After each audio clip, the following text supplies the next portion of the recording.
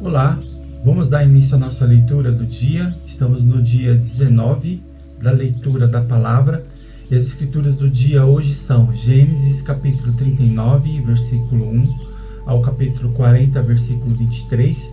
Também vamos ler Mateus capítulo 12, versículo 46 ao capítulo 13, versículo 23. E também vamos ler Salmos capítulo 17, versículo 1 ao versículo 15. E por fim, vamos ler Provérbios capítulo 3, versículo 33 ao 35. Vamos dar início à nossa leitura lendo Gênesis capítulo 39, versículo 1 ao capítulo 40, versículo 23. José na casa de Potifar. José foi levado para o Egito e Potifar, oficial de Faraó, comandante da guarda egípcio, comprou-o dos israelitas que o tinha levado para lá. O Senhor Deus estava com José, que veio a ser homem próspero, e estava na casa de seu dono egípcio. Potifar viu que o Senhor estava com José e que tudo o que ele fazia, o Senhor prosperava em suas mãos. Assim José achou favor diante dos olhos de seu dono e o servia. E ele pôs José por mordomo de sua casa e lhe passou às mãos tudo o que tinha. E desde que Potifar o fez mordomo de sua casa e encarregado de tudo o que tinha, o Senhor o abençoou a casa do egípcio por causa de José. A bênção do Senhor estava sobre tudo o que tinha, tanto em casa como no campo. Potifar confiou tudo o que tinha às mãos de José, de maneira que não se preocupava com nada, a não ser com o pão que comia. José tinha um belo porte e boa aparência. Assim, depois de algum tempo, a mulher de Potifar pôs os olhos em José e lhe disse: "Venha para a cama comigo." Ele, porém, recusou e disse à mulher de seu dono: "Escute, o meu senhor não se preocupa com nada do que existe nesta casa, porque eu estou aqui.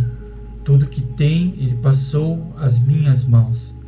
Não há ninguém nesta casa que esteja acima de mim. Ele não me vendeu nada, a não ser a senhora, porque é a mulher dele. Como, pois, cometeria eu tamanha maldade e pecaria contra Deus?" Ela falava com José todos os dias, mas ele não lhe dava ouvidos, recusando-se a ir para a cama com ela e a ficar perto dela. Aconteceu, porém, que certo dia José entrou na casa para fazer o seu serviço e ninguém dos de casa se achava presente. Então ela o pegou pela roupa e lhe disse: "Venha para a cama comigo."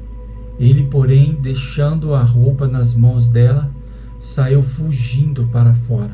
Quando notou que José tinha fugido para fora, mas havia deixado a roupa nas mãos dela, chamou pelos homens de sua casa e lhes disse: "Vejam, meu marido nos trouxe este hebreu para nos humilhar. Ele entrou no meu quarto, querendo me levar para a cama, mas eu gritei bem alto. Quando ele ouviu que eu levantava a voz e gritava, deixou a roupa ao meu lado e saiu fugindo para fora." Ela conservou junto de si a roupa de José até que o dono dele voltasse para casa. Então lhe falou segundo as mesmas palavras e disse: "O escravo hebreu que você nos trouxe entrou no meu quarto para me humilhar. Mas quando levantei a voz e gritei, ele deixou a roupa ao meu lado e fugiu para fora." Quando o dono viu as palavras de sua mulher, que lhe disse: "Foi assim que o seu escravo me tratou," ele ficou irado. E o dono de José o tomou e o lançou na prisão, no lugar onde os presos do rei estavam encarcerados. Ali José ficou na prisão. O Senhor, porém, estava com José. Foi bondoso com ele e fez com que encontrasse favor aos olhos do carcereiro. Este confiou às mãos de José todos os presos que estavam no cárcere. E José fazia tudo o que se devia fazer ali. O carcereiro não se preocupava com nada do que tinha sido entregue às mãos de José, porque o Senhor estava com ele, e tudo o que ele fazia, o Senhor prosperava. José na prisão interpreta 2 sonhos. Passado estas coisas, aconteceu que o copeiro e o padeiro do rei do Egito ofenderam seu senhor, o rei do Egito. O faraó indignou-se contra os 2 oficiais, o copeiro-chefe e o padeiro-chefe, e mandou prendê-los na casa do comandante da guarda, no cárcere onde José estava. O comandante da guarda os deixou aos cuidados de José, para que o servisse, e por algum tempo estiveram na prisão. E os 2 sonharam, cada um o seu sonho, na mesma noite, cada sonho com o seu próprio significado. O copeiro e o padeiro do rei do Egito, que se achavam encarcerados. Quando José chegou pela manhã, viu-os e eis que estavam preocupados. Então perguntou aos oficiais de Faraó que estavam com ele no cárcere da casa do seu senhor: por que vocês estão com a cara triste hoje? Eles responderam: tivemos um sonho e não há quem o interprete. José lhes disse: não pertence a Deus as interpretações? Contem-me o sonho que tiveram. O sonho do copeiro-chefe. Então o copeiro-chefe contou o seu sonho a José. Ele disse: em meu sonho havia uma videira diante de mim, e na videira havia 3 ramos. Ao brotar a videira havia flores, e seus cachos produziam uvas maduras. O copo do faraó estava na minha mão. Peguei as uvas e as espremi no copo de Faraó, e o entreguei a Faraó. Então José disse: esta é a interpretação do sonho. Os 3 ramos são 3 dias. Dentro de 3 dias, Faraó vai reabilitar você e reintegrá-lo no seu cargo, e você lhe dará o copo na mão dele, segundo o costume antigo, quando era seu copeiro. Porém, lembre-se de mim quando tudo lhe correr bem. Peço que seja bondoso para comigo e fale a meu respeito com Faraó e me tire desta prisão. Porque de fato fui roubado da terra dos hebreus e aqui nada fiz para que me pusessem nesta masmorra. O sonho do padeiro-chefe. Vendo o padeiro-chefe que a interpretação era boa, disse a José: eu também sonhei, e eis que 3 cestos de pão branco estava sobre a minha cabeça. No cesto mais alto havia todo tipo de comida que um padeiro faz para o faraó, e as aves comiam do cesto que estava sobre a minha cabeça. Então José disse: esta é a interpretação do sonho. Os 3 cestos são 3 dias. Dentro de 3 dias, o faraó vai mandar cortar a sua cabeça e pendurá-la numa árvore, e as aves comerão a sua carne.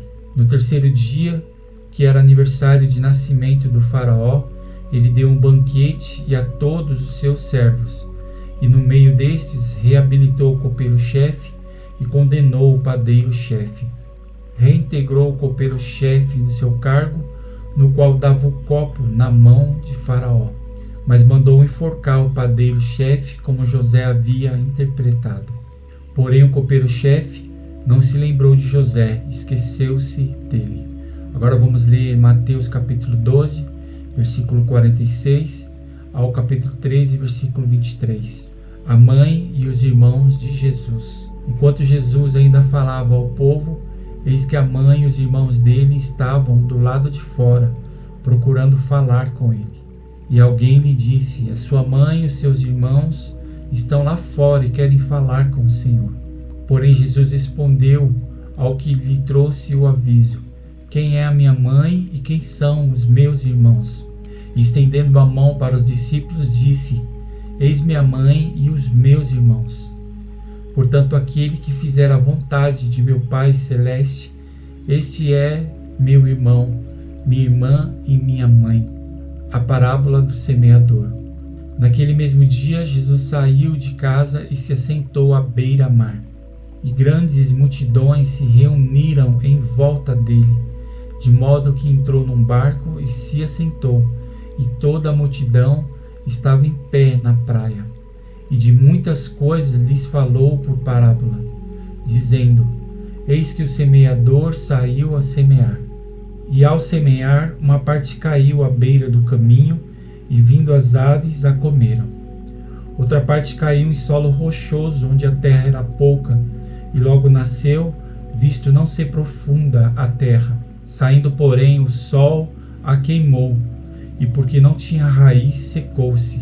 Outra parte caiu entre os espinhos, e os espinhos cresceram e a sufocaram.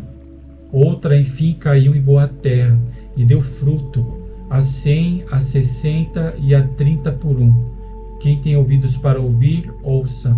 Porque Jesus usava parábolas. Então os discípulos se aproximavam de Jesus e lhe perguntaram: por que o Senhor fala com eles por meio de parábolas? Ao que Jesus respondeu: porque a vocês é dado a conhecer os mistérios do reino dos céus, mas àqueles isso não é conhecido, mas àqueles isso não é concedido.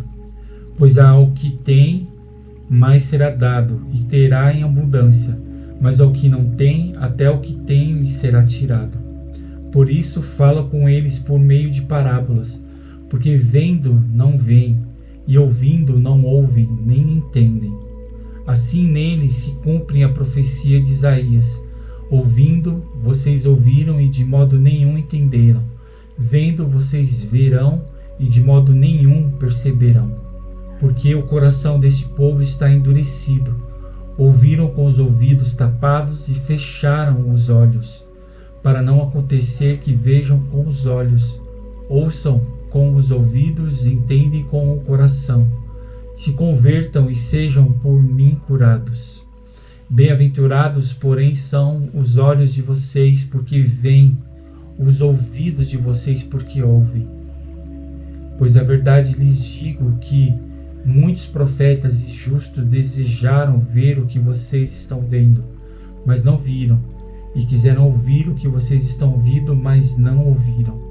A explicação da parábola. Ouçam, portanto, o que significa a parábola do Senhor.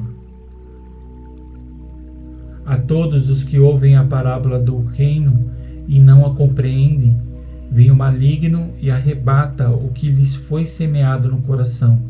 Este é o que foi semeado à beira do caminho. O que foi semeado em solo rochoso, esse é o que ouve a palavra e logo recebe com alegria. Esse é o que ouve a palavra e logo a recebe com alegria. Mas ele não tem raiz em si mesmo, sendo de pouca duração. Quando chega a angústia ou a perseguição por causa da palavra, logo se escandaliza. O que foi semeado entre os espinhos é o que ouve a palavra. Porém, as preocupações desse mundo e a fascinação das riquezas sufocam a palavra, e ela fica infrutífera. Mas o que foi semeado em boa terra é o que ouve a palavra e a compreende.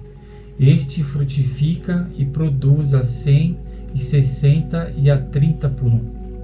Agora vamos ler Salmos, capítulo 17, versículo 1 a 10. Súplica por proteção divina. Oração de Davi. Ouve, Senhor, a causa justa, atende a meu clamor. Dá ouvidos à minha oração, pois ela não procede de lábios enganosos. Venha da tua presença o julgamento a meu respeito. Os teus olhos veem com iniquidade. Sondas o meu coração, de noite me visitas.